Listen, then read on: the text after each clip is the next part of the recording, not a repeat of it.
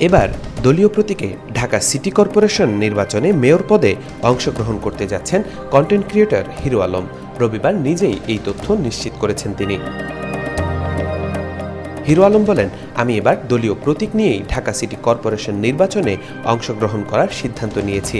এটা আমার জন্য একটা নতুন অভিজ্ঞতা হতে যাচ্ছে, কারণ এর আগে আমি স্বতন্ত্র প্রার্থী হিসেবে নির্বাচন করেছি। তবে এবার আমি চাই একটি দলের সঙ্গে থেকে সংগঠিতভাবে কাজ করতে, মানুষের কাছে আরও শক্তভাবে নিজের পরিকল্পনা তুলে ধরতে। তিনি আরও বলেন, এখন আমি চূড়ান্ত সিদ্ধান্ত নেইনি আমি ঢাকা উত্তর সিটি কর্পোরেশন নাকি ঢাকা দক্ষিণ সিটি কর্পোরেশন কোন জায়গা থেকে নির্বাচন করব বিষয়টি নিয়ে চিন্তা ভাবনা করছি। সময়ই বলে দেবে কোন জায়গা থেকে আমার জন্য সবচেয়ে ভালো হবে। নির্বাচনের প্রস্তুতি নিতে হিরো আলম বলেন, আমি ইতিমধ্যেই নির্বাচনের প্রস্তুতি নিতে শুরু করেছি। মানুষের সঙ্গে যোগাযোগ বাড়াচ্ছি, তাদের সমস্যা জানার চেষ্টা করছি, কিভাবে সেগুলো সমাধান করা যায় সেই পরিকল্পনাও করছি। খুব শীঘ্রই আমি আমার সিদ্ধান্ত এবং বিস্তারিত পরিকল্পনা সবার সামনে তুলে ধরব।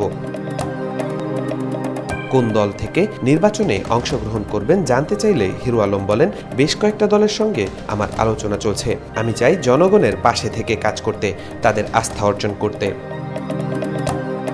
তাওফিকুল ইসলাম, আজকাল।